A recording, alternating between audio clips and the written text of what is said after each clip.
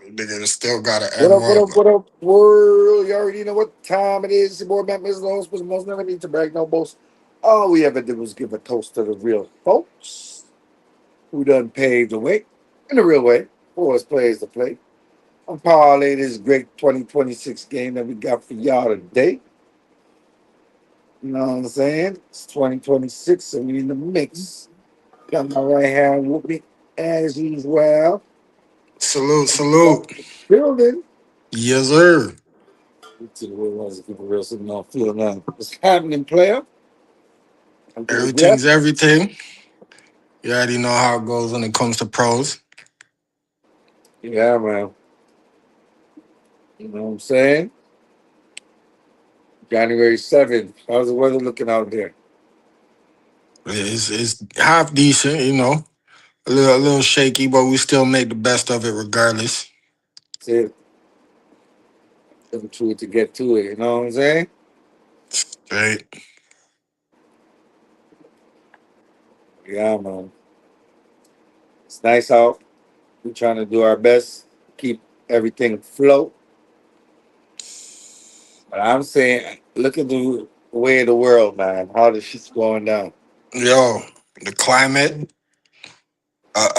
of the U.S. right now is different. It's different. Ain't It's it? different. Trump is turning up the heat. He's turning up the heat still. I'm not gonna lie to you. And not only that, he he knows what he's doing is wrong. But you know, at a point when your back is against the wall, you did too much bullshit. He feels like he has to lash out. I feel Mhm. do the most. Take away But from all the other bullshit that he has in his all the other exactly, skeletons he has in his closet. exactly. You know what I'm saying? So he's gonna go after the drug cartels, blah blah blah, and he's gonna say, "Oh, all the other presidents weren't ballsy as me to go after the cartels, blah blah blah." Hmm. But is it gonna stop the influx of drugs coming in? I don't know. Now these other presidents and the rest of the world is looking at it like you can't just go take a president out of his country and nobody knows why. Or, Hmm. well, people know why, but it's like it's not a legitimate reason. You know? A lot of people are saying a lot of political pundits and people, experts have been through in these situations. You know, Hmm. international affairs and stuff like that.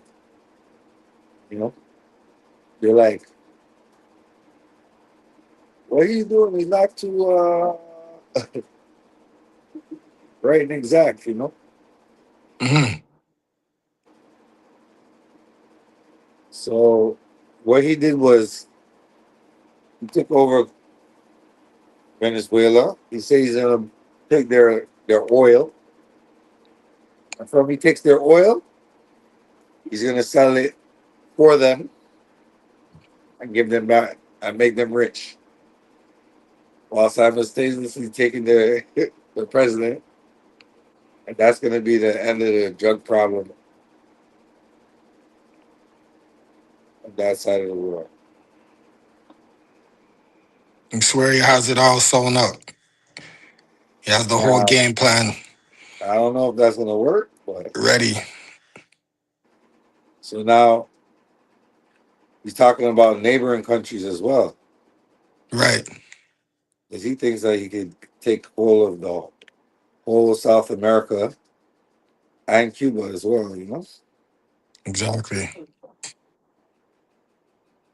Nah, he's gonna find out So sooner than later that he's being reckless and like he's putting his whole country in danger by yeah, doing all this. right. But that's the thing, like they always knew that they had to take over the cartels and everything like that. But my whole thing is, how do you guys? Like, you guys have all these cartels that you have to bring down, right?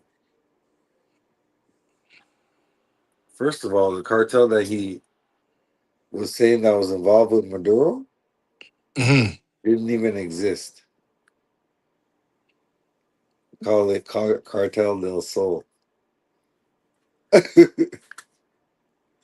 It doesn't even exist. So people, so they could just put a bunch of militia guys in a militia band with a bunch of thing and give them a few bricks and say, "Yo, this is a cartel," and make them a narco, and just go in your country and take all your shit. Yeah, So it's kind of like it's messed up. it's corruption on a different scale. Yeah, Corruption. it's like there's no international laws. You could just do what you want, you know. But think about it, really and truly, and the countries that are not being messed with is the all the countries that have nukes and oil. You know what I'm saying? Yeah, yeah, yeah. Venezuela didn't have no nukes yet. They had a mad oil. So they're looking at the table. They're like, "Oh, Venezuela has all this oil, and they're right in our backyard, and they're giving oil to our enemies. Oh hell no! We have to go take that." Man, them are bullying their way through, eh? Yeah, man. That's a serious move still. And it's gonna, like I said before, it's not gonna be, maybe it might not happen right away, but when the consequences for this happen, it's gonna be a, Was the reason why he wants to take Colombia is he's saying they sell a lot of drugs from there. But Colombia. how could they Colombia's take oil. Colombia? That's oil, bro. You know what I'm saying? They got oil Colombia, there too. Oh yeah, yeah, they for might sure. have oil, man. For Yeah. sure. Colombia has the least amount of, we call it, drug addicts. I mean, just because the thing is there doesn't mean that, oh, This is drugged out right now. yeah, yeah, They're exporting it more than anything. exactly. There's a cocaína, cocaína, But Colombia. did they extradite Pablo Escobar?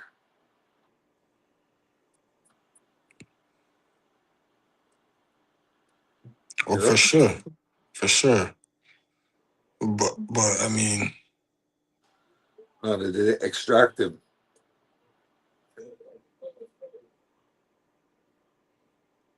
His own country brought him on drug charges. yeah, What did he do? Build himself a prison. prison. I was still running the show from the prison. Imagine you build your own prison. That's madness, bro.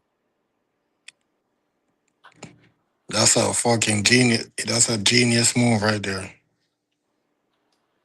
man. Smart. So okay, you guys wanna lock me up? All right, I'm building the prison that you're gonna lock me up in. Make sure I'm comfortable while I'm in And no prison. one could come get me. Exactly.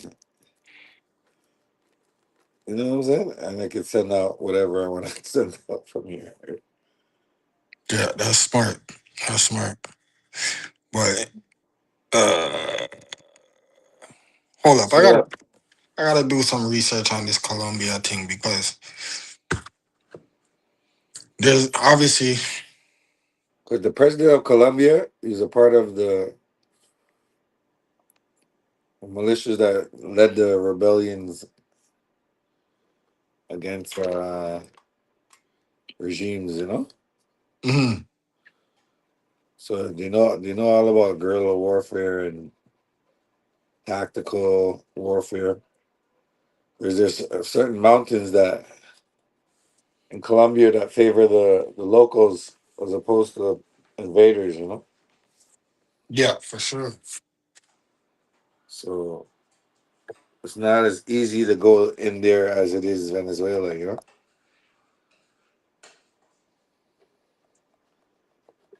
You have to get over those mountains.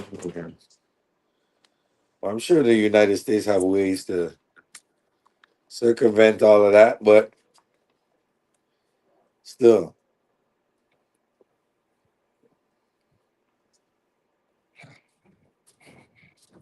Colombia is a different breed when it comes to that whole situation. Yeah?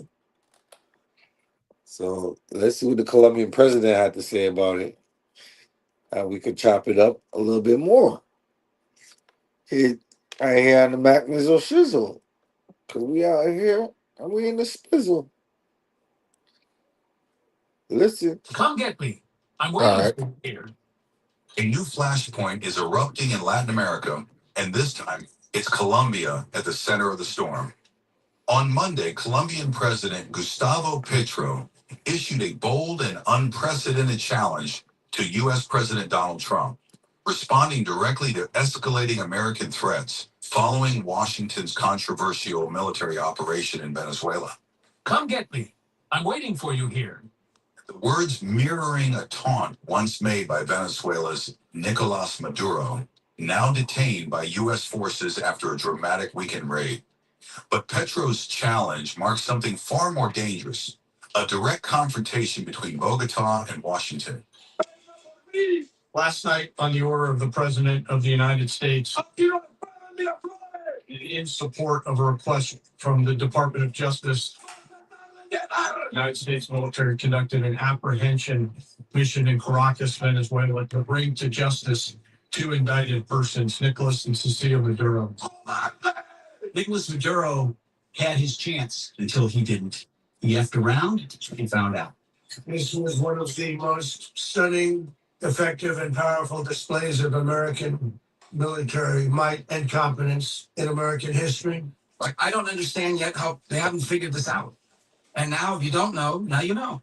Because this is the way it's going to play out. And I think people need to understand that this is not a president that just talks and does letters and press conferences. And, if he says he's serious about something, he means it. Don't play games.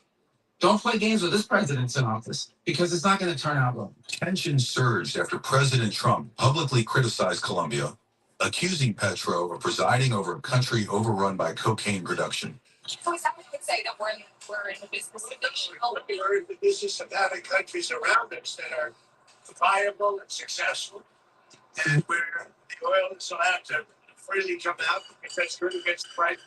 So that's good for our country. We have a very sick neighbor. It's not a neighbor, but it's close to a neighbor. And that's Venezuela. It's very simple. Colombia is very sick, run by a sick man who likes making cocaine and selling it to the United States. And he's not going to be doing it very long. So, what's that mean? He's not going to be doing it very long. He's not doing it very long. He has cocaine mills and cocaine factories. He's not going to be doing it. So it won't be an operation by the U.S. It sounds good to me. Yeah. You know why? Because they kill a lot of people. Yeah. Petro, a former leftist guerrilla who laid down arms decades ago, the remarks crossed a red line. In a stark warning, Petro said any military strike would unleash chaos across the region.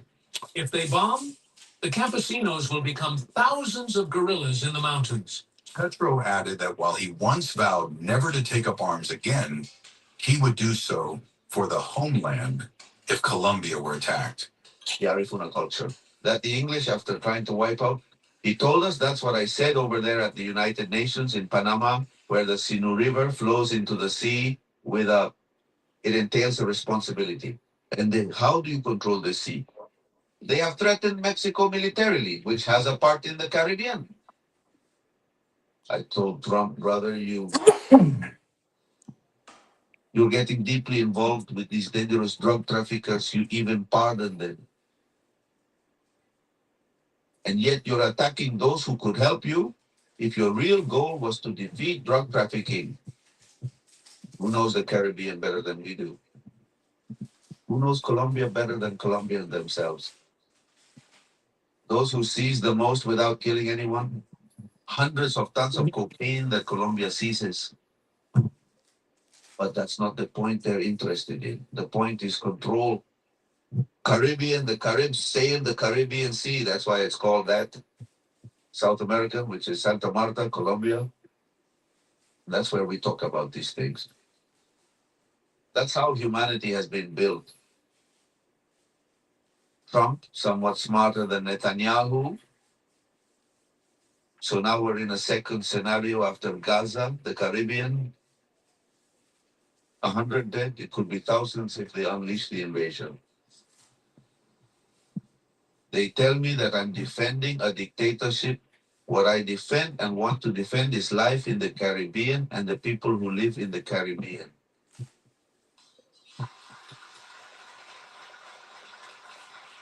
We try to protect it ourselves. We don't need much support for that.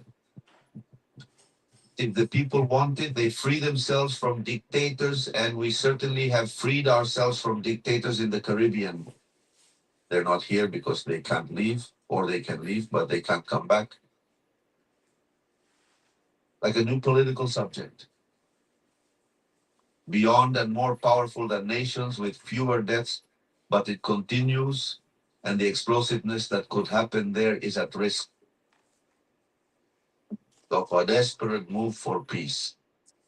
They just seized the ship. It's piracy, a tanker, it's oil. In other words, they're showing why they're doing what they do. Oil, oil, and oil. But oil is about to die as a driver of economic development for nations. So we have to consider a different kind of development. What should we do? We can't have the same military power. We can't have the same financial power, but we can have other kinds of power. This is the beginning coming together. That's why I hope we can hold a summit of all the peoples of the Caribbean to rise up on an April 9th, precisely, peoples without breaking the balance of life of the. Thank you very kind of you. Colombia's Ministry of Foreign Affairs quickly issued a formal condemnation, rejecting what it called unacceptable threats and reaffirming Bogota's commitment to dialogue, cooperation, and mutual respect. The statement underscored Colombia's position: sovereignty is not negotiable. This confrontation did not emerge overnight. Relations between Petro and the Trump administration have been deteriorating for months. In October, Washington sanctioned Petro and members of his family over alleged ties to drug trafficking, accusations the Colombian leader has vehemently denied. Bottom line is, we talked about a drug caliphate in our backyard. You know, we had Venezuela, we have Cuba, we have Colombia in our backyard. And these three countries have been condemned ever since I've been in politics. Joe Biden put a $25 billion bounty on Maduro's head. Chris Smith, today he got inaugurated, said, I hope Trump will hold Maduro's feet to the fire. He did. So what has he done? He's going to clear our backyard of a drug caliphate. Countries run by narco-terrorist dictators who murder, rape, send drugs into our country to kill thousands of our citizens.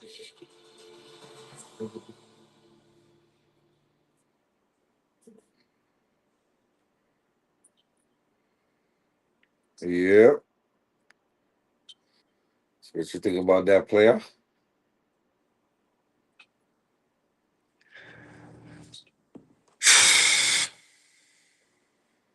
Deep, eh? Yo,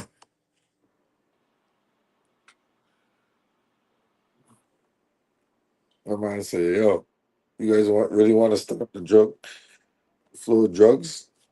Who knows Colombia better than Colombians? You're real shit. pardoning, you're pardoning other drug dealers, and you're taking other ones in custody. How does that work? Mhm.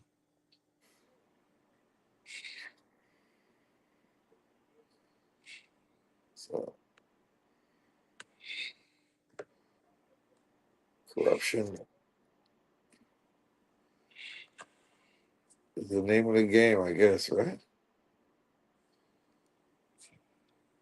Venezuela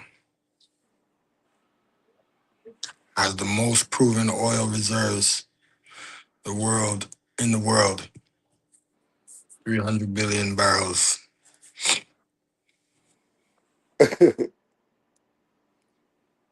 These guys want to take that.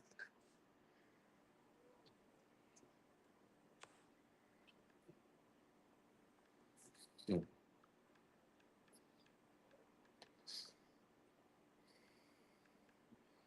They said they search for fracking, you know? Mhm.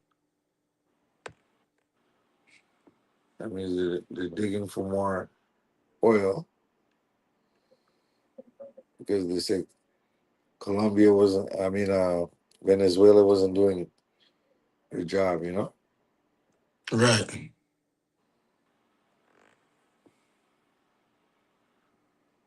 My whole thing is maybe they didn't want to frack so much. Maybe it's bad for me. Moments in American foreign policy that don't make big headlines right away.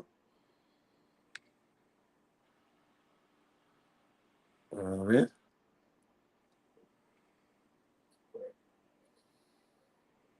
Space.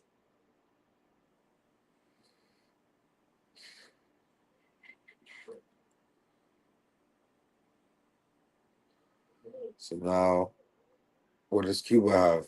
Cuba has oil too, right? It's been 5 days.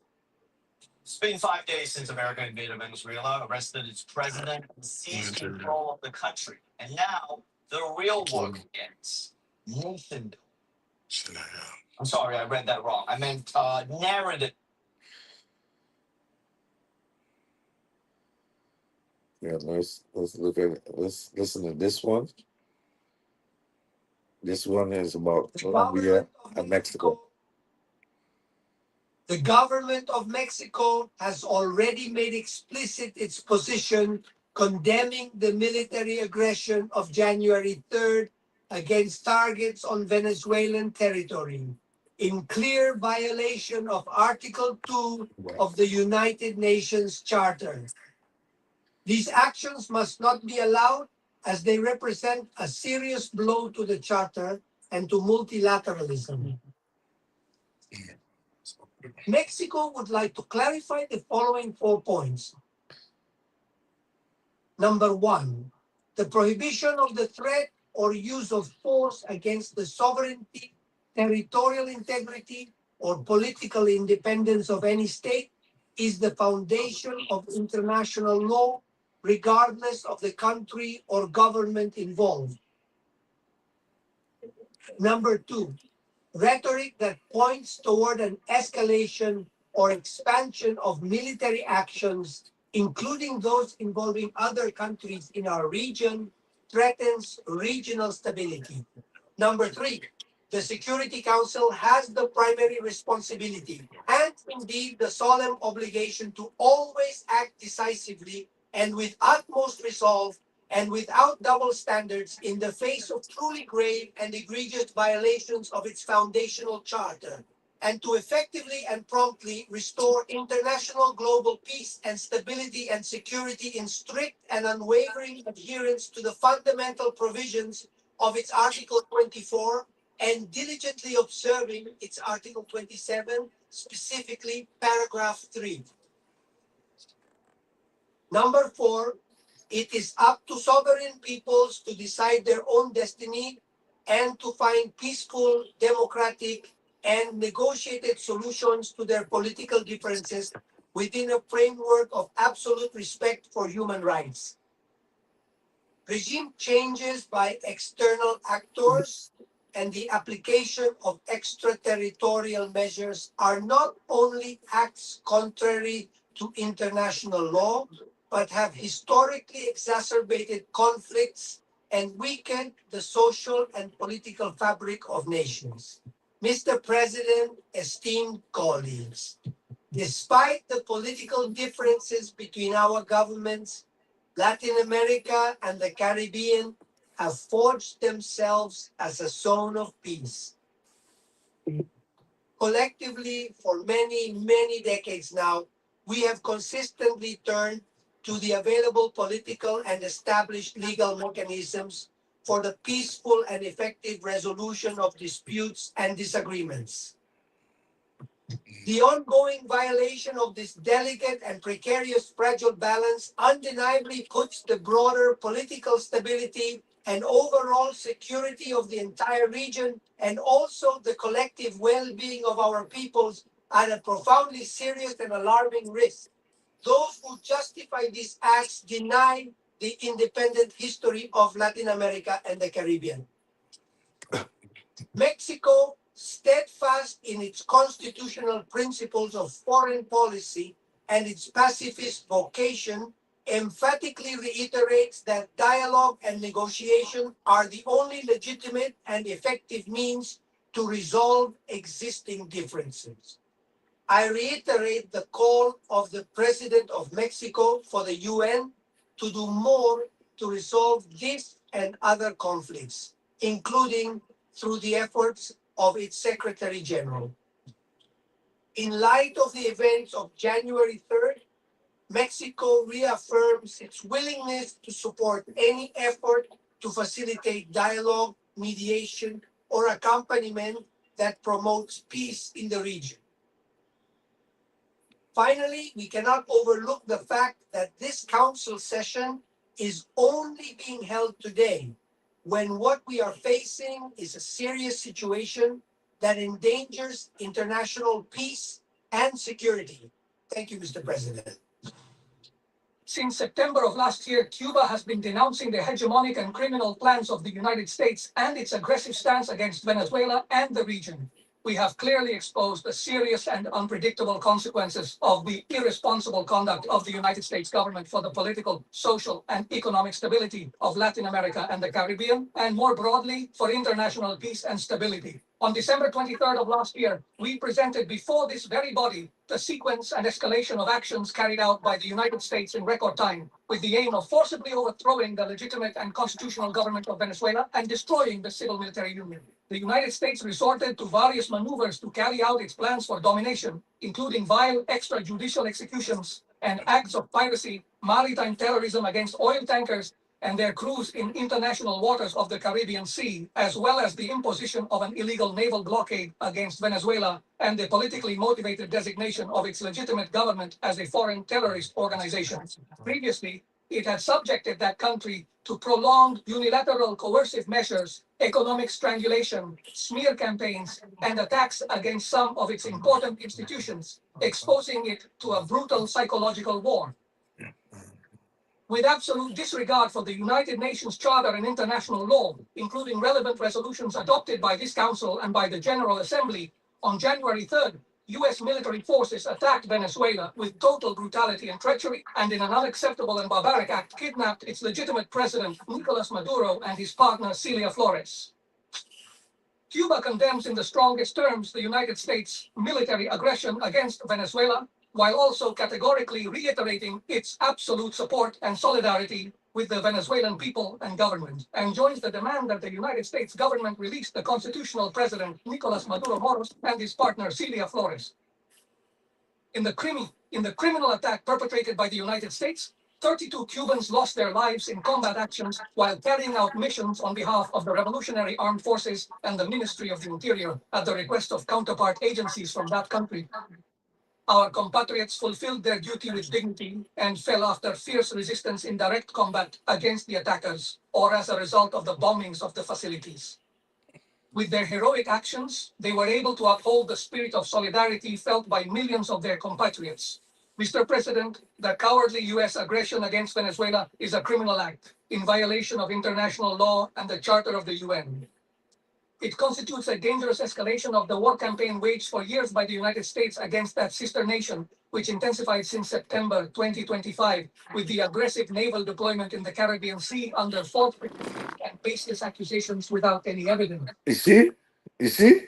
The military attack by the United States against Venezuela has no justification whatsoever, does not respond to any provocation, nor does it have any legitimacy. It is based on the abhorrent doctrine. You see what I'm talking about?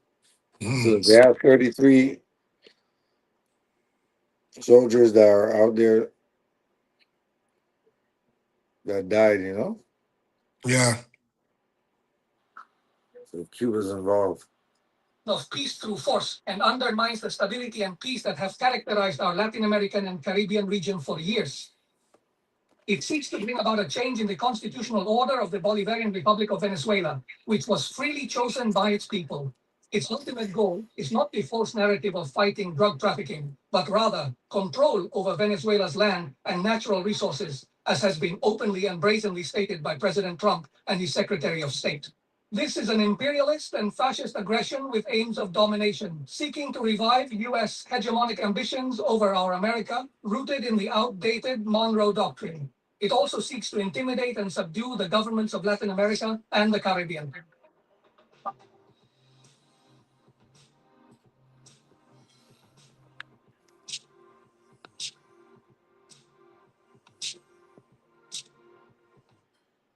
Yep.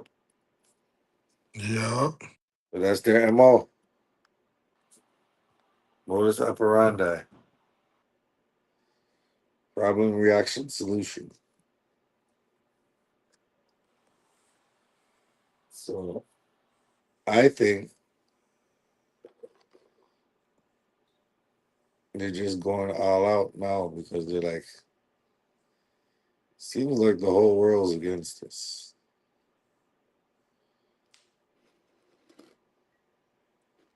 So it's either we take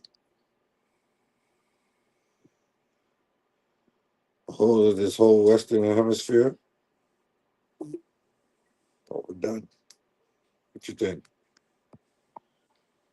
Yeah. That makes sense. It's a pretty accurate assessment because at the end of the day,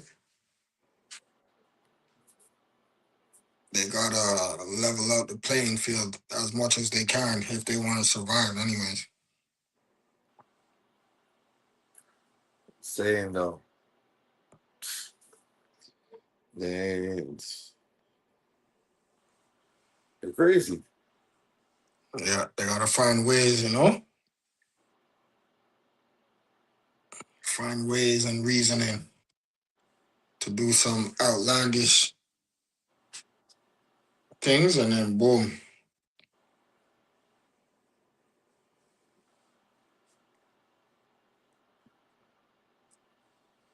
they can make it look like they're doing something.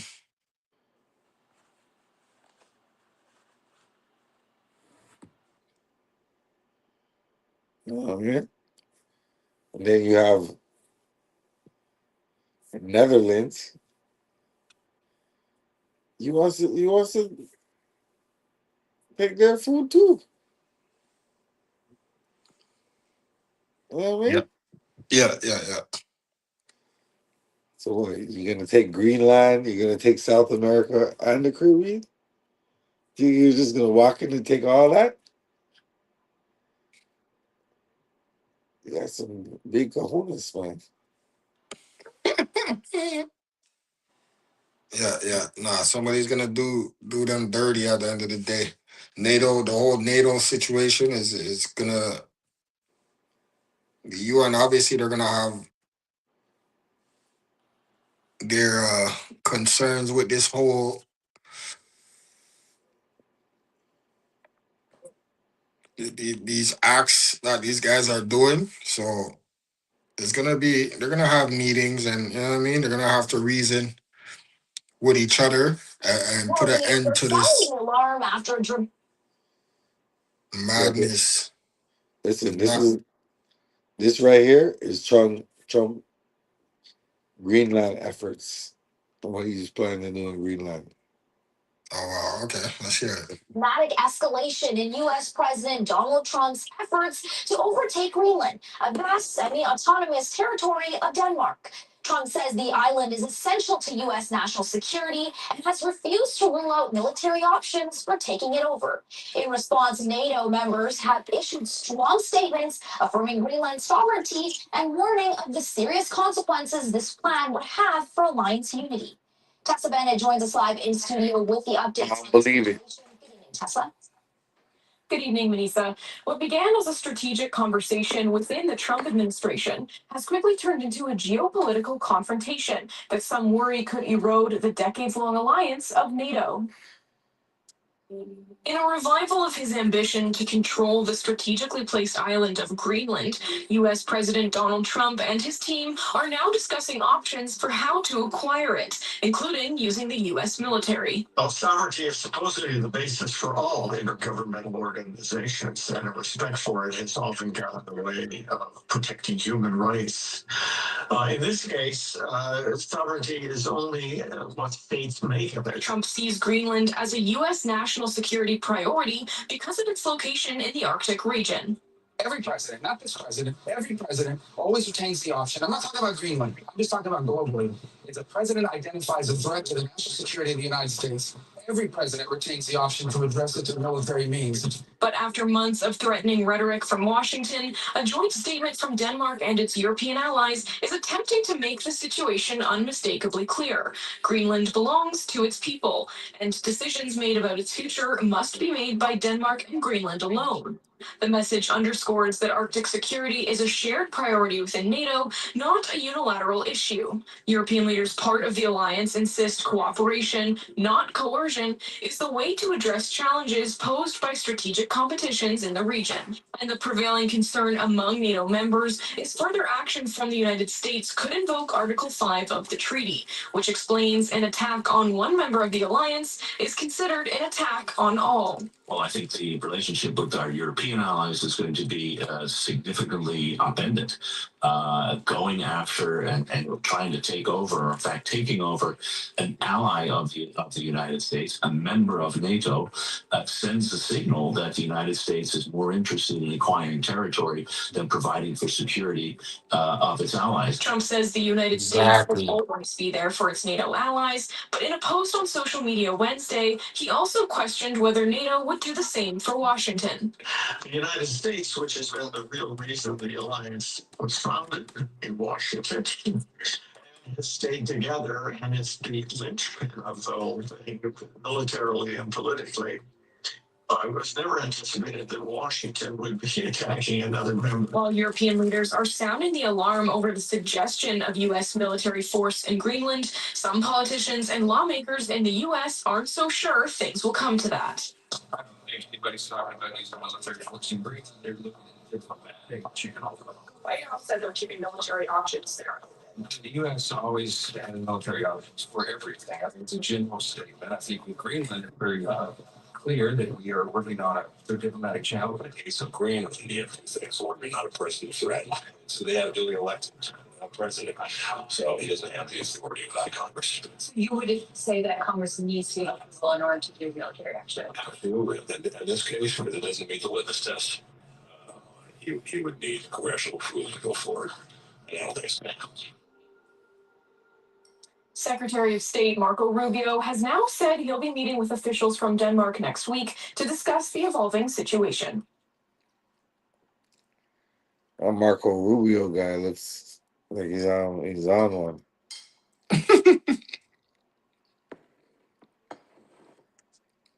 But yeah, man, these things are the reason why the United States, they're gonna put their foot in their mouth at a certain point. Yeah.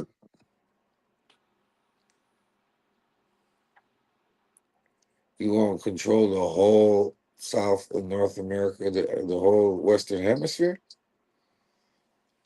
I don't know how that's going to fare well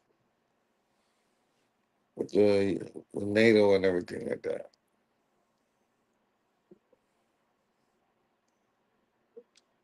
Because it's kind of like you're like saying I can do what I want. Once I have that, I'm going for the rest of it. They always talking about they want to spread democracy and all this bullshit, right?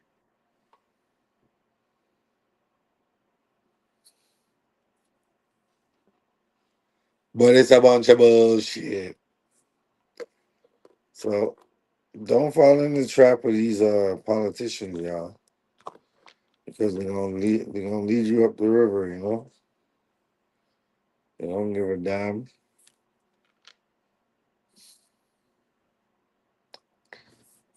Do you think somebody's pulling the strings, or is just Trump doing it? This whole thing. No, there's definitely somebody pulling the strings. We Yeah. know Trump is not that brave. He's stupid, but he's not brave.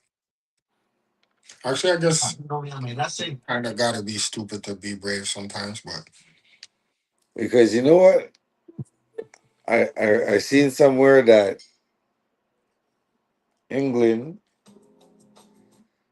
England took all of their gold. You know, they're like, oh, we don't recognize you as a country because they're Venezuela was stashing all of their gold in England, right? Mhm.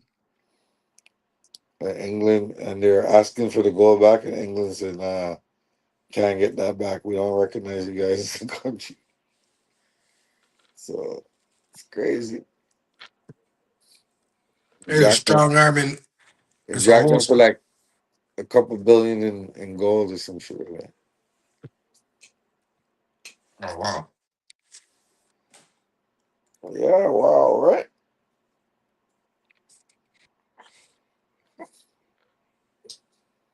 So what we saying? England is pulling the strings, and then boom, they're making the U.S. take the fall when it does come down to it. U.S. is gonna take the fall, and then England is gonna be like try to uh try to back down once every all these different countries get tired of the U.S. moving how it's moving. It's gonna be on like donkey kong. So we just gotta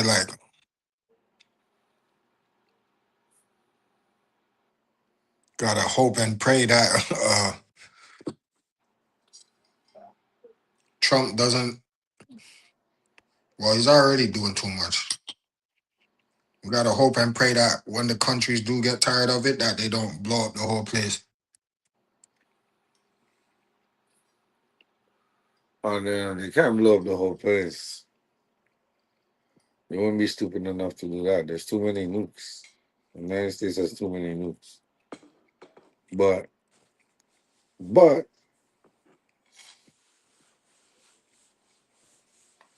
the United States are gonna exhaust their their military might. More Hmm. people are gonna play their long game, you know? You have no choice.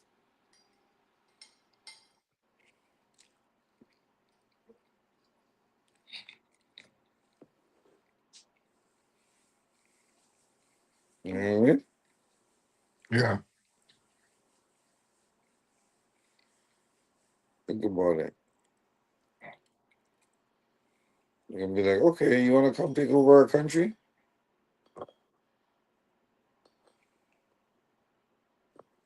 Let's see how far you could occupy this place without something happening every other month.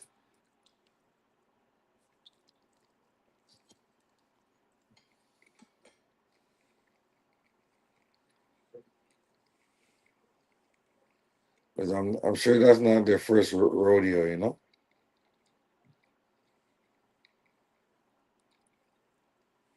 What do you think? What are you talking about? The Netherlands or Venezuela. Venezuela? Okay.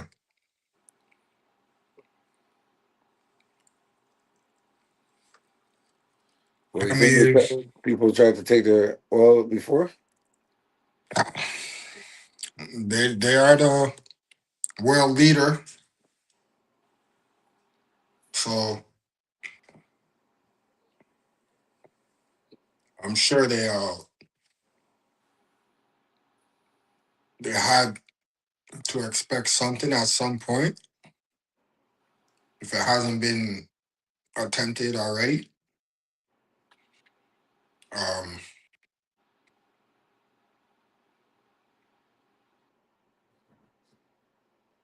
but I guess because the U.S.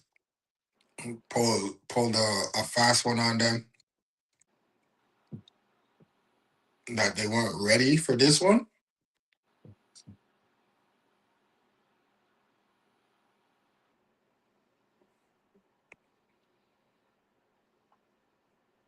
But no, for sure. Who's to say they don't have some underground military group Bank of England just slowly cooking up gold and silver prices rose alongside shares of major American a storm. after President Donald Trump said he intends to. No, not that. I just wanted to show you what they're talking about the whole gold situation. Yeah, The whole what? yeah. The UK holds Venezuela's 31 tons of gold after Maduro's fall. Oh wow. 31 tons.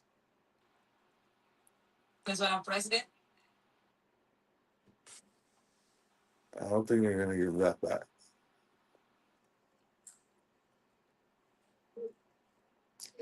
$31 billion worth of gold. Bank of England just handed Venezuela's gold. Bank of England just handed Venezuela's gold to the United States. $31 billion in Venezuelan reserves confiscated. 193 tons of sovereign wealth seized through sanctions enforcement. Maduro declared, they stole our silver, now they steal our gold. American financial piracy through international banking. This isn't sanctions compliance. This isn't asset freezing. This is systematic wealth appropriation executed through allied banking systems that will eliminate Venezuelan monetary sovereignty forever. And by the time Caracas understands what London just enabled, the United States will be melting Venezuelan gold into American strategic reserves while claiming legal authority. Let me take you inside the secret negotiations between Washington and London that just redefined sovereign wealth through institutional theft. Let me show you the classified treasury directives that authorized total Venezuelan gold confiscation. Let me reveal how American sanctions became cover for the largest sovereign asset appropriation in international banking history. Because what's happening in the underground vaults of the Bank of England isn't just policy enforcement, it's financial warfare. It's the moment Anglo-American authorities decided that Venezuelan sovereignty deserves systematic elimination through wealth appropriation disguised as legal compliance. It's when international banking became institutionalized theft. Executive Order 114-110, signed by the President of the United States, represents the most aggressive financial warfare action ever implemented against a sovereign nation through allied banking cooperation. Immediate authorization for Venezuelan gold confiscation held in British institutional custody. Immediate transfer of Venezuelan sovereign wealth to American strategic reserves. Immediate elimination of Venezuelan monetary dependence through international banking manipulation. But this confiscation isn't just about monetary amounts, it's about precedent establishment. Venezuelan gold worth 31 billion represents systematic destruction of sovereign wealth protection through international banking systems that serve American strategic interests rather than neutral custody obligations or international law requirements. The appropriated Venezuelan gold serves American strategic objectives while eliminating Venezuelan financial independence. Strategic reserve expansion for American monetary policy. Resource accumulation for military applications requiring precious metals. Capital elimination that prevents Venezuelan economic recovery or international payment capabilities. Venezuelan authorities accumulated these gold reserves over decades through legitimate mining operations, petroleum export earnings, and economic development activities. Sovereign wealth stored in Bank of England vaults under international custody agreements that guaranteed Venezuelan ownership and access regardless of political disputes or diplomatic tensions. Those agreements are now meaningless. International law provides no protection against American financial power exercised through allied banking institutions willing to violate custody obligations for strategic coordination with Washington authorities seeking Venezuelan wealth elimination. This is surgical financial warfare. This is precision asset targeting designed to eliminate Venezuelan monetary sovereignty while providing American strategic reserves with precious metals appropriated through international banking manipulation disguised as sanctions enforcement. Every ounce of Venezuelan gold that American authorities appropriated becomes American strategic metal rather than Venezuelan sovereign wealth.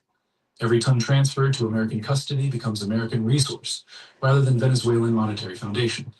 Every bar removed from Venezuelan access becomes American strategic advantage rather than Venezuelan financial security. The mathematical reality is devastating in its clarity. Venezuelan sovereignty requires international recognition of asset ownership. International banking systems serve American strategic interests rather than neutral custody obligations. Therefore, Venezuelan wealth becomes American property when Washington authorities decide that Venezuelan sovereignty deserves systematic elimination. This transforms the relationship between sovereign nations and international banking fundamentally. Caracas cannot maintain monetary independence without international asset protection that allied banking systems refuse to provide when American authorities demand wealth appropriation. Venezuelan financial planning must address asset confiscation as permanent vulnerability rather than temporary sanctions dispute. American authorities achieved something that direct military action could not accomplish. They eliminated Venezuelan monetary sovereignty through international banking cooperation. They converted Venezuelan wealth accumulation into American strategic advantage through allied institutional manipulation that violates custody obligations while claiming legal authority. But the gold seizure reveals the deeper strategy behind American financial warfare against Venezuelan sovereignty. Because Washington didn't just authorize precious metal confiscation, they coordinated systematic wealth elimination that destroys Venezuela's capacity for international commerce, monetary policy, or economic independence. The Emergency Financial Warfare Directive, classified by the U.S. Treasury Department, establishes American authority over all Venezuelan assets held in allied banking systems. British institutional cooperation mandatory. European banking compliance required. International custody agreements subordinated to American strategic objectives, regardless of sovereignty principles or international law. This isn't just gold confiscation. This is systematic financial warfare, designed to ensure that Venezuelan wealth never again provides monetary independence or international payment capability that enables resistance to American hegemony through economic sovereignty or strategic resource control. Venezuelan authorities discovered that international banking systems cannot protect sovereign wealth from American appropriation when allied institutions prioritize strategic coordination over custody obligations. Neutral banking becomes impossible when financial institutions serve American interests rather than international law or sovereignty protection. Bank of England officials ignored Venezuelan legal challenges while transferring gold reserves to American custody. British courts dismissed Venezuelan sovereignty claims while enabling American wealth appropriation. International arbitration provided no protection when allied institutions coordinate financial warfare disguised as sanctions enforcement. The conclusion was inevitable. International banking serves American strategic interests rather than sovereign wealth protection. Allied financial institutions cannot provide custody security for Venezuelan assets when Washington authorities demand appropriation for strategic advantage. International law cannot prevent wealth confiscation when allied systems coordinate financial warfare. Therefore, Venezuelan gold stored in international institutions becomes American property when strategic interests require wealth appropriation for monetary warfare against Venezuelan sovereignty and economic independence capabilities. Venezuelan gold confiscation represents systematic implementation of financial warfare doctrine that I don't get it. They sell their oil to Russia and China, but they stash all their gold in an English bank. I don't get it. Shit I'm don't make trying no to sense to me. spread the wealth out, so it's not all in one. Is not putting all their eggs in one basket type mentality. I don't know, man. Seems kind of weird because England is an ally to the United States. Hmm.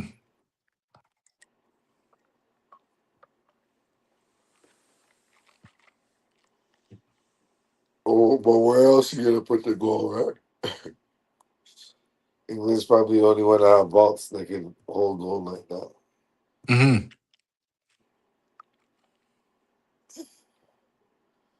You know?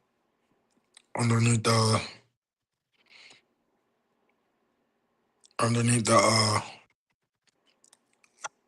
royal family's palace. It's just crazy. But you know, that's all. That's all it's about. It's about gang shit. You know what I'm saying? And that's what it breaks down to, real talk. They're strong arming left, right, and center. Like You know, Trump is taking over the blocks. That's all it's about. You know, big bank take little bank. he's tired of these little niggas on the block running around. You know. England gave them the right of way. Say, yeah, yeah, do your thing. Don't worry. We got your back if anything. Mm-hmm. Right? That's where the money's at. So at the end of the day, if the US has to do some extra ish, England's gonna fund the whole situation.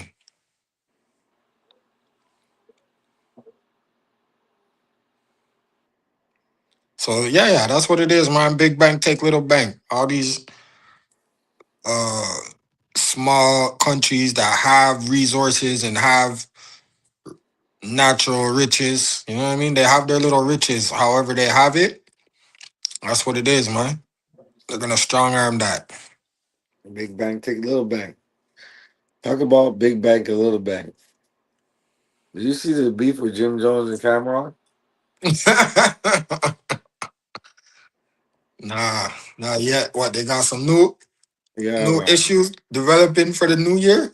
Yeah, man. Jim Jones and Cameron's going at it again. Hmm. Again. Jim Jones said Cameron is is soft or something like that. Hmm.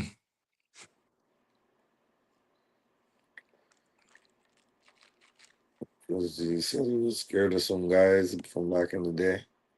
Hmm. And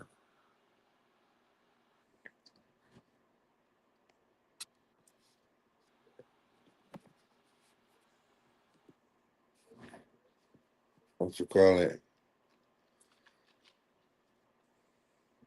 Cameron clapped back and said, hating on me while you well what did he say? You, you owe you owe rent and your heat's cut off. It's nasty work or something like that. Cameron's an asshole.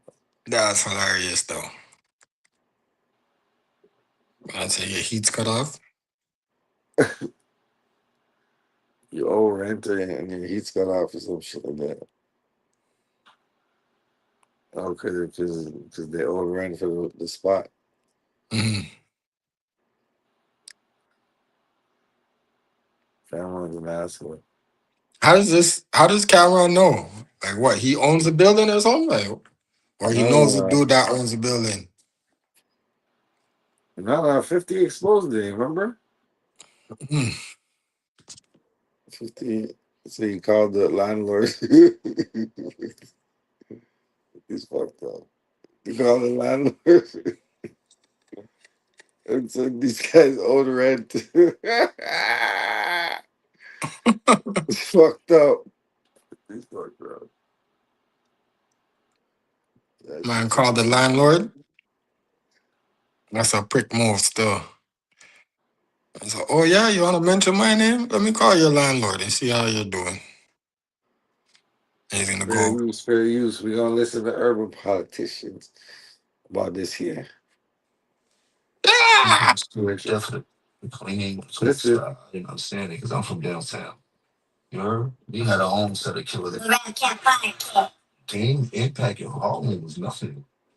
Not to say like that. Dane came up under hustlers that impact was it. He was a little dude when it came to hustle in Harlem. He wasn't not no Rich Porter. None of the type of he wanted to hustle for niggas like Rich Porter and that they from the east side. We the niggas on the east side different from the niggas on the west side. Now for the east side, Kane was a big deal to us because we were little when he was coming from the west side, little car, jury, and all that. So when you young, he's looking like Rich Porter, but in reality, you know, he was like this nigga go to the store, nigga, take a couple grams, get out of here.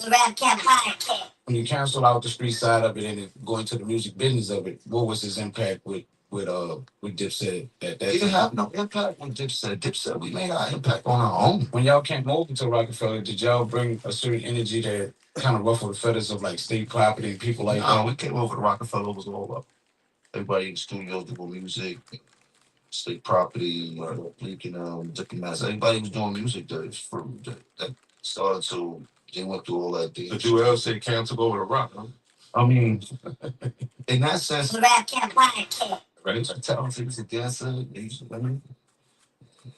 didn't excel at the rap anyway. So after high school, they started getting on. And then he excelled and started getting on first and sound first, and then helped care and everybody, But as far as making a name for themselves in the street, I don't know. Big L, right? Big L had a name for himself. He was rapper early. He was star early. He had some danger brothers. They was uptown, really shaking and moving. You dig? And that's not my part of town. I was uptown. Yeah, Cam used to be scared to death of them niggas to the point he didn't want to come outside. I didn't understand it because I'm from downtown. You heard? We had our own set of killers. Yo, yo, yo, Big Ed, the spokesman, make me back. Another edition of Urban Politicians TV, UPTV. Make sure you stay on your pivot at all times, man. Had to come tap in, and I had a link in the description where you can watch the clip in the beginning in full from the No Rap Cap podcast, as I'm already tapped in. They up out of New Orleans doing their thing. And when I see this, I say, it ain't nowhere in the world that Cameron don't respond, but I was expecting a response out of Dame Dash as well. And I said somebody else might have something to say about this also with everything going on. 50 Cent might jump in. And I said, well, we'll see what happens. Well, next thing you know, Cameron went up on the gram and said, hey, how you worried about me when your heat off and your rent due? Said he heard it was 7 degrees in the Bronx last night. And I was like, well, I don't know for sure. He could be saying that to anybody because there was some clips coming down for the new Revolt episode. So I was like, who can Cameron be talking to? I said, I'm thinking Jim Jones, but he ain't put a name on it. But there you go. In a little bit of time, 50 Cent came up and reposted and said, dang, I hope you can all chip in and get the heat back on. And with that happening, I said he ain't talking to nobody else but Jim Jones with this because 50 threw it out there that they were squatters and the rent wasn't being paid. And we know how street people be talking, people be on that side, be on that side.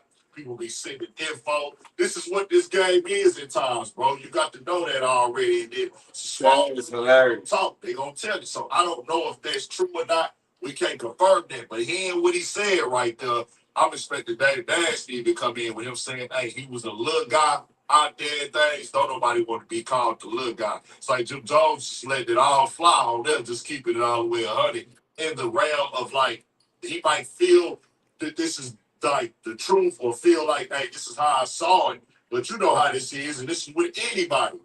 Anybody in this game, anybody in this life, you don't want certain words thrown out or certain descriptions being depicted of you on a platform. And especially the guys involved right here, all of them, they got an ego about themselves. As every man is supposed to have, like, hold on, bro, what you saying right there? Like, hold on, what you mean right there? So Jim Jones, when he didn't want nobody to go on the platform and talk about him like that, but he obviously like, hey, I'm just on here popping it. And with that happening for me, the beef already going on with Jim Jones and Fab and Dave East and Beto with 50. That's already a conversation itself. The tension already been brewing since last year when the end of 2024, 50 had made the appearance on Cameron Talk with Flea show, and Jim Jones' name came up, but Jim Jones didn't respond to like January 2025 when he went on the Respectfully Just the LaBoy shows, and that started the whirlwind right there.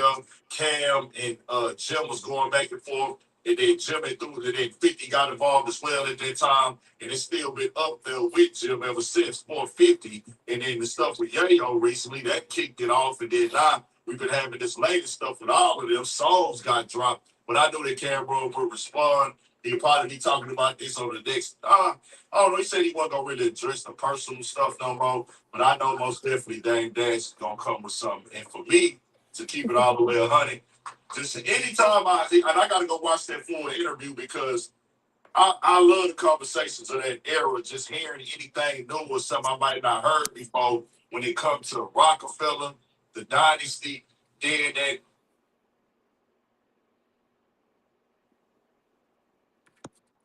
Yeah. Yeah, yeah. So what you think about that?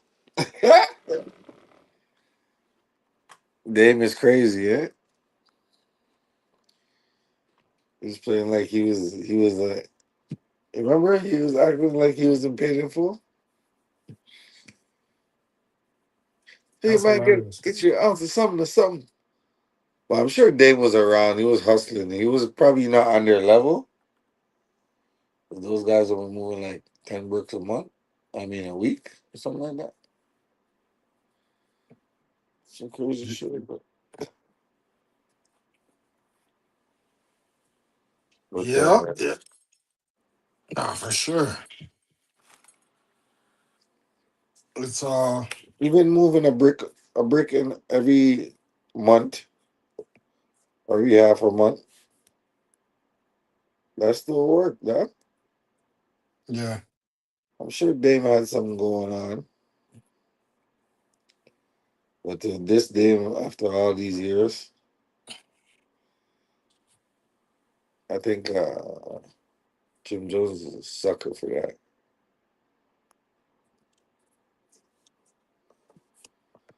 Because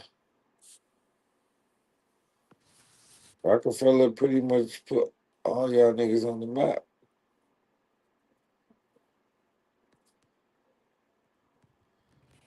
Shit, didn't he even sign Old Dirty Bastard at one point? Who's that? Dame? Yeah, Yeah, it's true, eh? Osiris? Yeah, yeah. the Rockefeller chain at one point. Yeah, yeah. MOP too. I think that's when he came out of jail or something. Something Yeah. like that.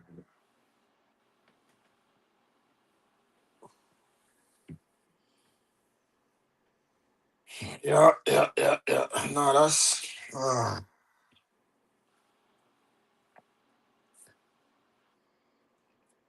it's kind of hilarious still, I won't lie.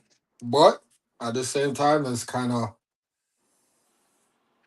I was like, damn, you don't really, as a fan, I don't really want to see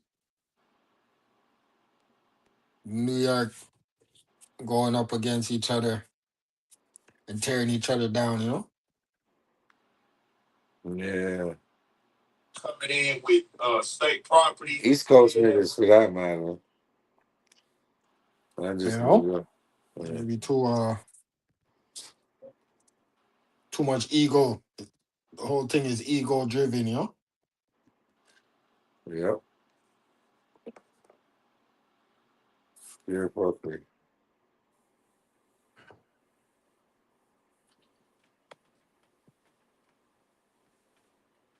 These guys have money, millions of dollars. Right, right, right, right. That's what happens though.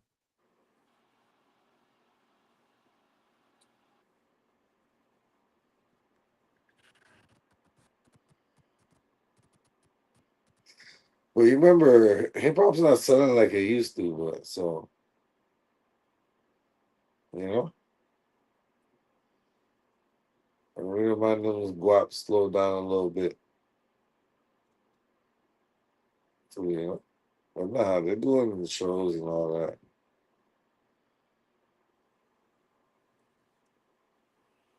There's always something to do. It's true though. That's the thing. It's like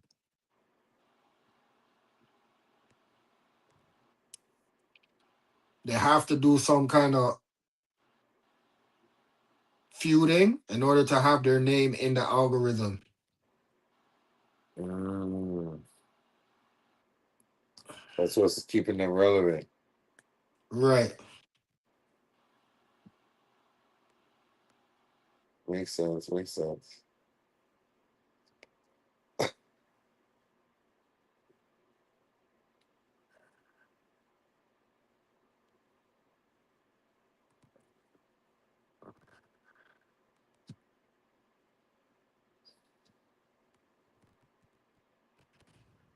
That makes sense, you know.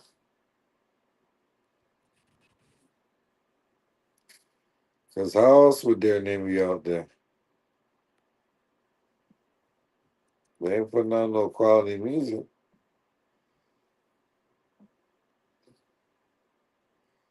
If they are,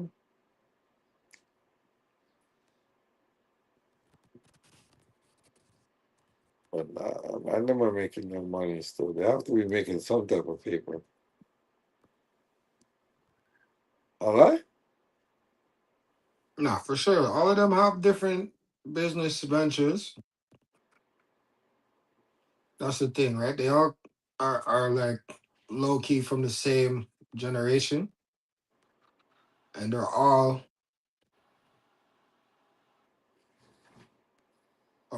a, a decade or so removed from the music, the music grind.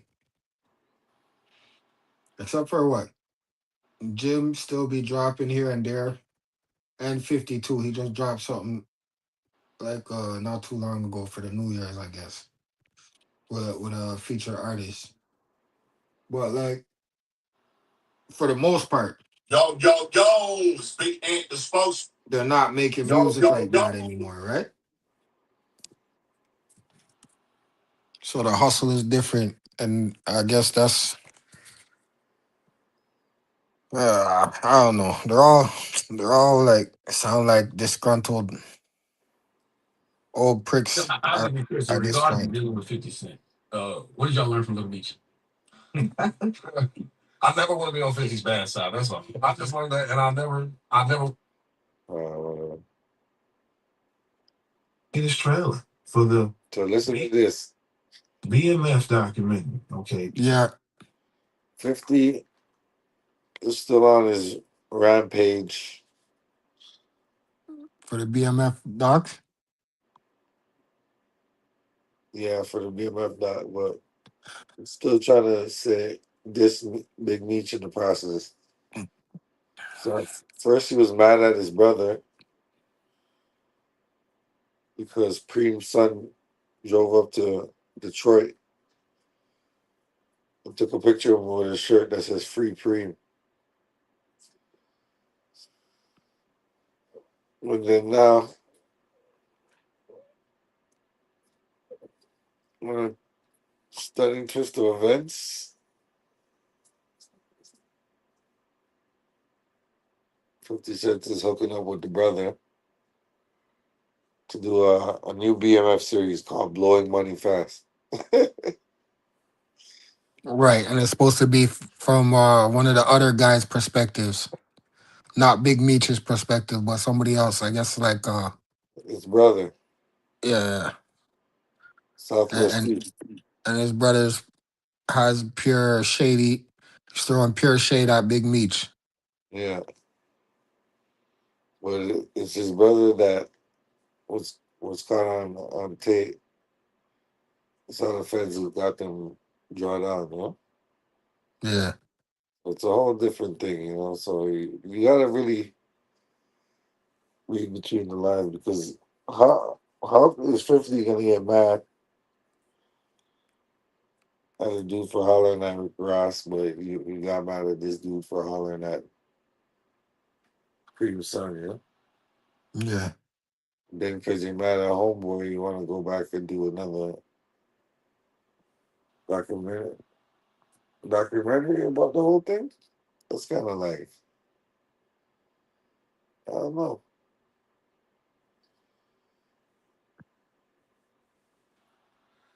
But here we go.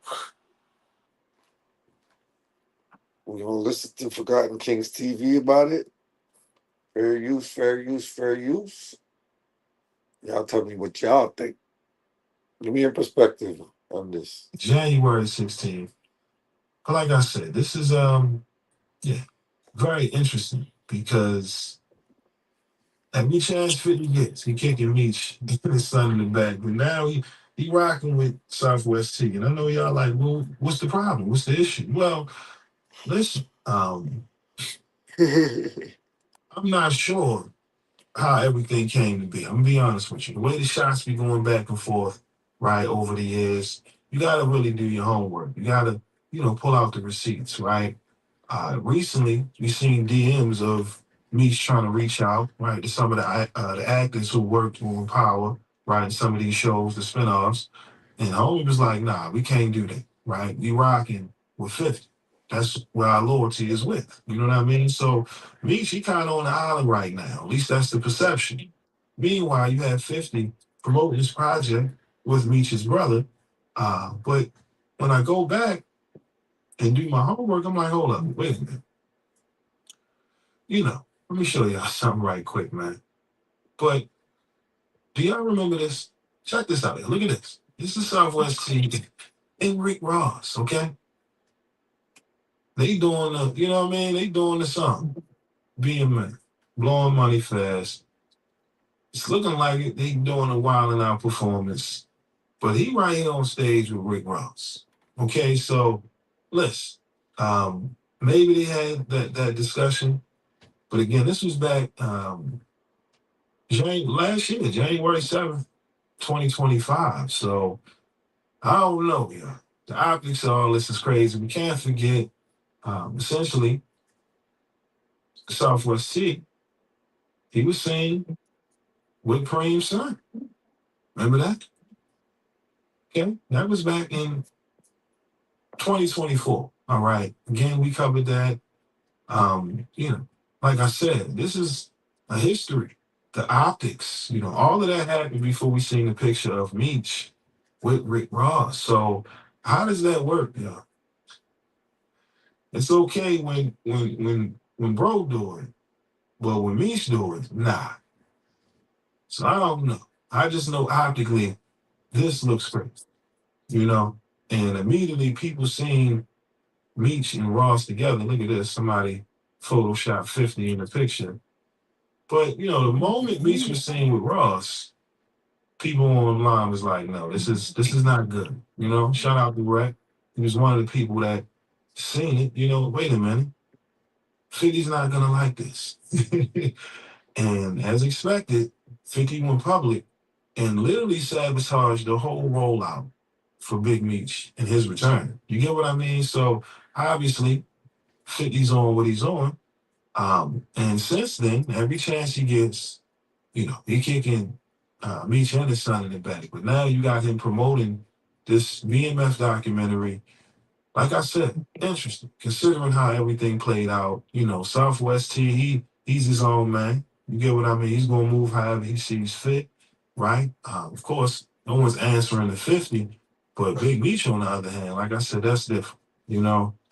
Does that justify the selective politics? Hell no. I'm just trying to figure out how does that make sense. If I'm Southwest T, it's like, yo, this is our story. However, um, I can't really go against the bro. You know what I mean? You gotta have a code. Where's the honor? Damn the check. Now again, it's possible this project had already been in the works prior to the falling out. That's very true. However, 50's, being a genius once again, using his platform to promote the project, using social media, which is one of his major vehicles, right, that he used to promote whatever project he has, scheduled to release. So the fact that we got 50 promoting this project, that's a good thing. You know what I mean? Hopefully people will still be interested because they've been able to make the show. Like I said, he's even, you know, went crazy on the show in the sense of just trying to sabotage that momentum. What I mean, preventing it from even, having another season of BMF thing. Now we promoting the documentary. So, like I said, it's a lot of selective politicking. And I'm curious, what do y'all think about all this? I know he has a crazy following. Like I said, 50 and his brand is bulletproof, right? As we seen recently with Marlon and others. 50 people are still waiting on that verse for Fab. So I don't know. Like I said, we still have to wait and see. But in regards, this is the latest on 50 Cent reacting to this BMF documentary, again scheduled to be released on Stars January 16th, y'all. Again, let me know your thoughts on everything down in the comment section below. With that being said, again, my name is Sensei Red. Until next time, peace. Listen, man. I don't care what nobody say. Can't allow anybody to make you go against your own flesh and blood.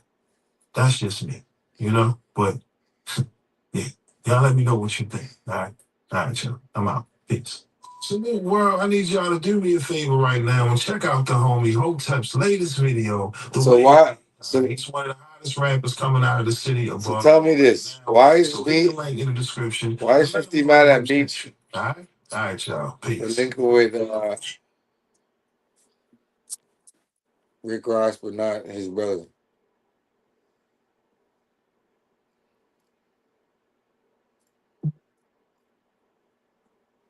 Right. That's selective. Politicking. Yeah. Yeah. Selective politics. I mean, there's a lot of that. Huh?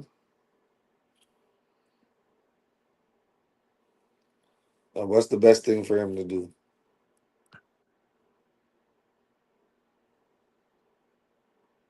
Who? 50?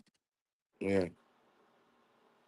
Nah, I think it is like he probably put in work to for the BMF doc or whatever already from early, and then with the whole when the whole thing happened with Rick Ross and Big Meech and his son or whatever, he did some impulsive pricking, and while he was doing that, it took him a bit, but he had to sit down and figure out a way to still Recoup? take advantage. Yeah, exactly. Yeah. Recoup what he already did. Like he put in works to get the things going and probably got a few episodes or whatever you want to call it. He got some shit done, right? Right. And he's not trying to make it go to waste. So he's like, you know what? I'll be selective. I'll do my little selective politicking just so I could maximize what I already did, even if I have to switch up a 1-2 just to like make it make sense for the current situation with his bro. I think That. he's just like, yo, yeah, I have this work done already. So how can I like put it to use? It's like, all right, you know what? I'll deal with the broski right now, just cause I don't mind him that much, regardless of what's what. And then boom, we'll make something happen at least. And just the name alone, people are still waiting and are ready to support the thing, right? So it's like he doesn't want to make it go to waste. That's what I think, anyways. No, it's a good assessment. You broke it down eloquently right there, player. It's exactly what I was gonna say too. Yeah, he definitely has to recoup, and he has to figure out a way. To Capture. maximize what he already did, yeah. Yeah, And the momentum of that BMF project is still like it's not. He don't want to just let that go to waste. People are still like looking for it, so he's like, "Fuck, all right, I gotta make something out of nothing." Even mm, though I kind of scratched the project to a certain extent, I still gotta you know take advantage of the name and just the hype behind it. blowing money fast. I wouldn't support it because the way you're acting like yo, he's such a rat and all that. Why would you want to still push the, you know? Yeah, I don't that's know. his storyline or his legacy, whatever you want to call it.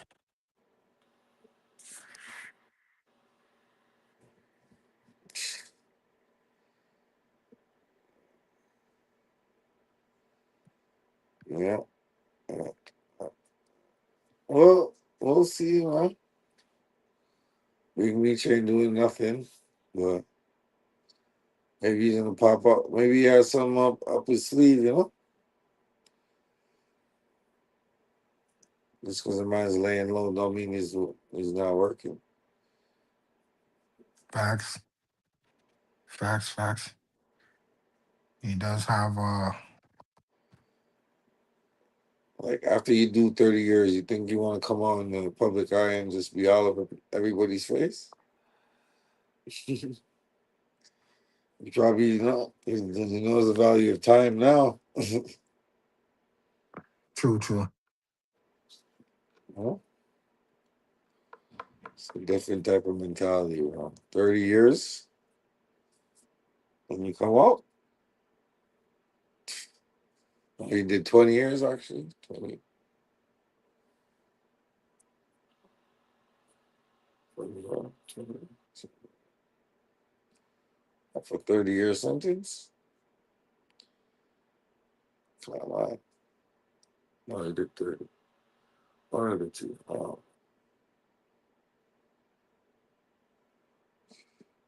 One of the two. So we all see, man. They really about it.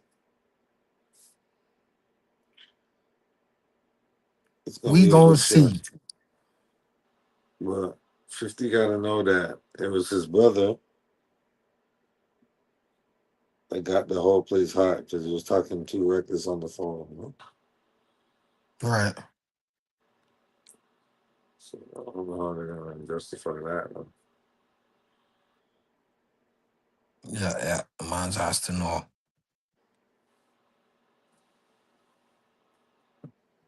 He probably knows. He just don't care. He's trying to maximize the thing, yeah? Yeah. Get his bank back. Like, Yeah. because what's the what other shows does he have right now? Maybe he has a few shows in the making, but I haven't heard of them.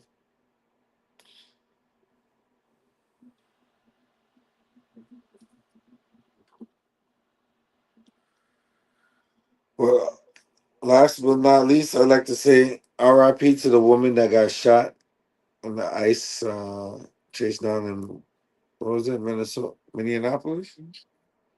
Yeah. Minnesota? Yeah. RIP to her, man. Yeah.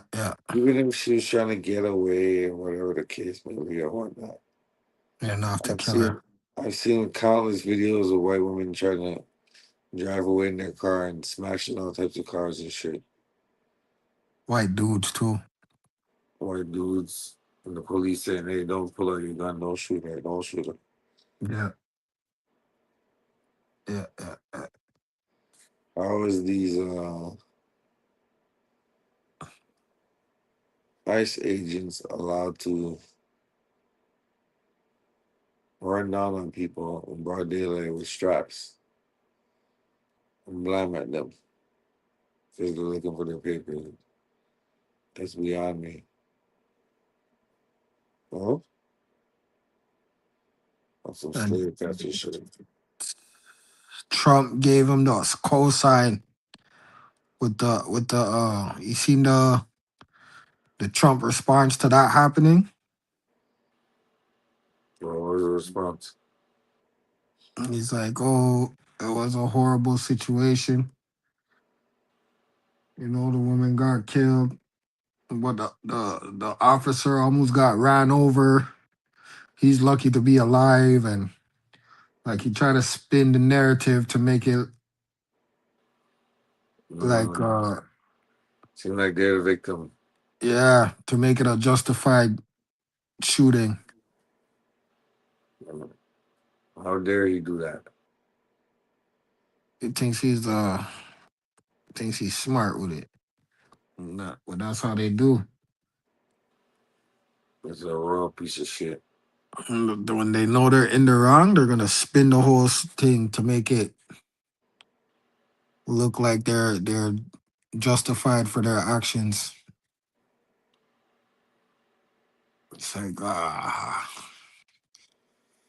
Well, he's a raw piece of shit, bro. straight, straight up.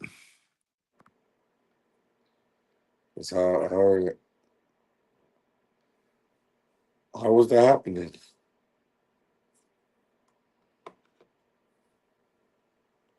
You're the president of the United States. You're not supposed to comment on or like side with any side in a manner like that. Are you an idiot? But then again, it's his policy, to kick out immigrants. Not because the woman wanted right away frantically, and she got shot. And you don't blame it on her. That's messed up. Yeah, exactly.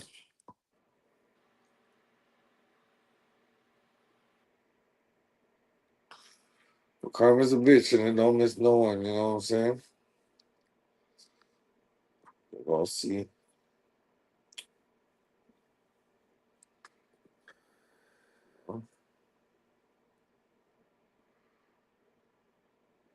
The United States has all these messed up situations, and it comes back. What he said? The chicken's coming home to roost. Yep, That's what Malcolm said. yep, exactly. Because I don't understand how in 1 year of presidency, all this shit could happen in the world. Nah, it's crazy. When karma spins the block, it's gonna be you serious know? for this man and the whole ICE situation. It's like, come on, bro. How much more people that are gonna happen to before he says, yo, that doesn't make any sense. You're trying to send everybody home? And then what if the Democrats win next in the election? You know what I mean?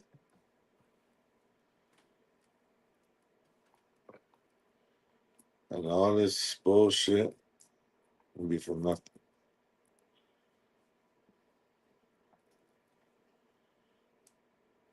All this Maduro.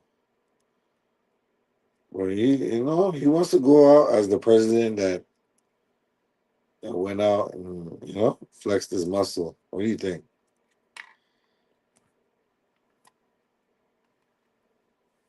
Absolutely. He knows his time is up. As far as him being president, he I can't mean, he won't be able to do that again. So he's like, yeah, you know what? Let me just fully make my presence felt and stamp my uh so he could stamp of approval. stamp You were, you were his very, very wicked. yeah, exactly, his stamp his presidency in history. Yeah, exactly. Oh, this guy did this guy did that. He didn't do shit. Fuck the world up. Think about it. He did the tariffs,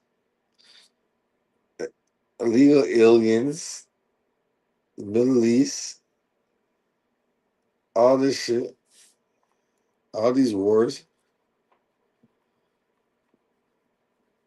Come on, bro.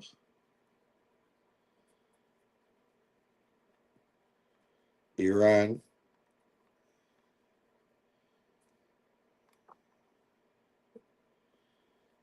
Now you're trying to talk about you want to take Greenland? Well, I don't want to still. This guy said I want the oil and I want Greenland because it's strategic. Arctic.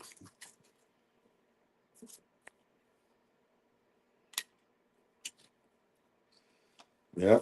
The U.S. military know what they're doing, huh?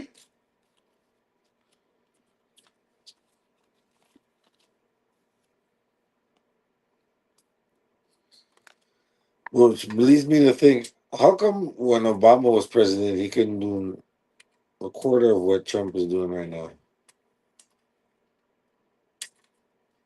You know what they're gonna say?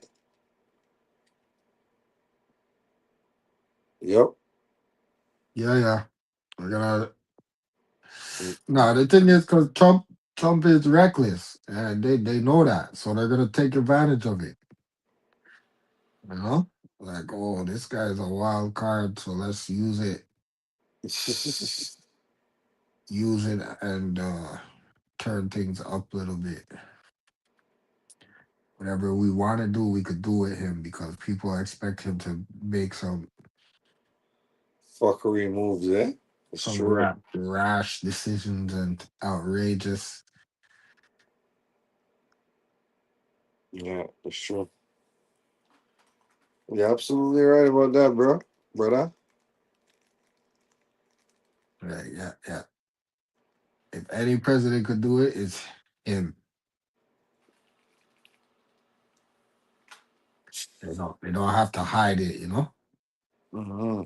They can just do it live. Yo, let's just do this. We don't have to be too strategic about this.